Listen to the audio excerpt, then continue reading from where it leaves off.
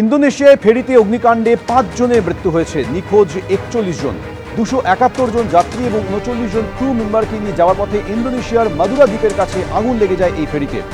পূর্ব জাভার সুয়াবায়া থেকে দক্ষিণ সুলাওয়েসির মাকাসা শহরের দিকে যাওয়ার পথে মুতিয়ারা সেন্টোসা 2 ফেরিতে আগুন লাগে। উদ্ধার 225 জন যাত্রী এবং ক্রু মেম্বার। 5 জনের মৃত্যু হয়েছে, 41 জন নিখোঁজ।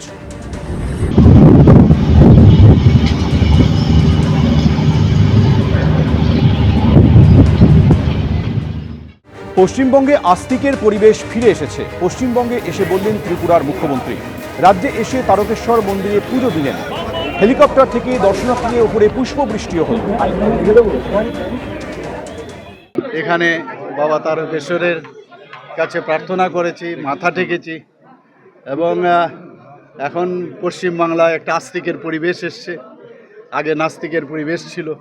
তো এইরকম একটা পরিবেশের মধ্যে আসার পরে এটা মানে একটা ফিলিং গুড যাকে বলে, সেরকম একটা ফিলিং গুড এসছে। আধ্যাত্মিকতার দিক দিয়ে এখানে আসার পর মনে হলো যেন ঠিক ভগবানের কাছে আমরা চলে এসেছি এবং বাবা তারকেশ্বরের কাছে প্রার্থনা করেছি পশ্চিমবাংলা যেন ডেভেলপমেন্টের দিকে একদম শিখরে পৌঁছয়। 19 বছর পর গত পরশু পশ্চিমবঙ্গে ফিরেছেন কবি তাসলিমা নাসরিন।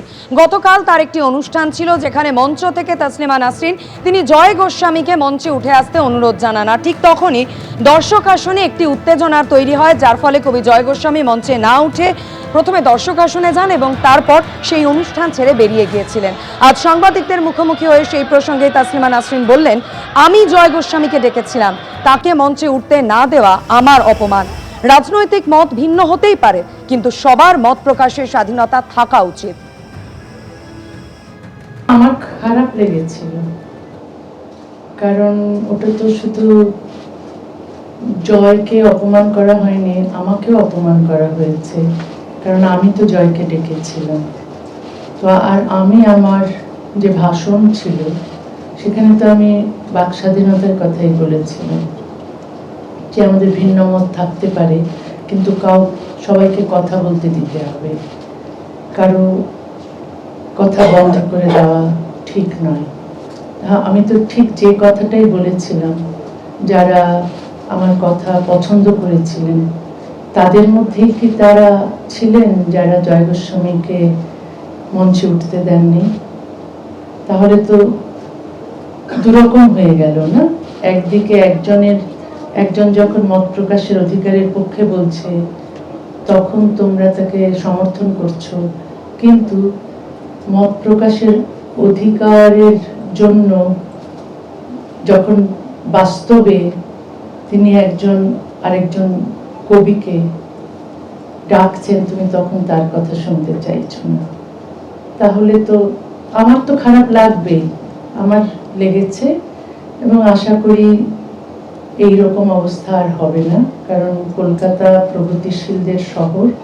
এখানে সবাই বাক স্বাধীনতা এবং মত প্রকাশের অধিকারে বিশ্বাস করেন বলেই আমি বিশ্বাস করতে চাই। এবং রাজনৈতিক আদর্শ ভিন্ন হতে পারে, কিন্তু সবারই তার ভিন্ন মত প্রকাশ করার অধিকার থাকতে হবে। তাসলিমা নাসরিন সাংবাদিকদের মুখোমুখি হয়ে আরো বলেছেন যে মাদ্রাসাগুলো থাকা উচিত নয়, মাদ্রাসাগুলোতে জিহাদ তৈরি হচ্ছে।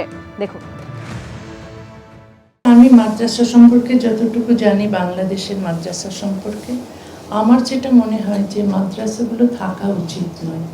কারণ অনেক সময় মাদ্রাসা দেখা যায়, সব সময় নয়, অনেক সময় দেখা যায় যে মাদ্রাসাগুলোতে জিহাদি তৈরি হচ্ছে। কারণ এখন আপনারা যদি দেখেন নিউজগুলো, নির্যাতন চলছে। শুধু তো শাস্তি দিলে হয় না, এই শিক্ষা ব্যবস্থার পরিবর্তন দরকার। আর মাদ্রাসার আমার মনে হয় না কোনো দরকার আছে, কারণ এই মাদ্রাসা থেকে পাশ করে কেউ কিছুই করে না।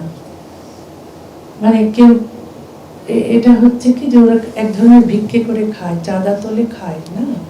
তো এই মাদ্রাসাগুলো না হয়ে বরং সব মাদ্রাসাগুলো সেকুলার স্কুল হয়ে যাওয়া উচিত। সরকার নিজে থেকে ধর্ম প্রচার করুক সেটাও তো ঠিক নয়, কারণ সেকুলার কান্ট্রি হতে গেলে ধর্মকে রাষ্ট্র থেকে পৃথক করতেই হবে এবং এটা সভ্যতার প্রথম শর্ত। সেটা প্রত্যেকটা দেশে, সভ্য দেশেই আছে। ধর্মের সঙ্গে রাষ্ট্রের কোনো সম্পর্ক থাকতে পারবে না।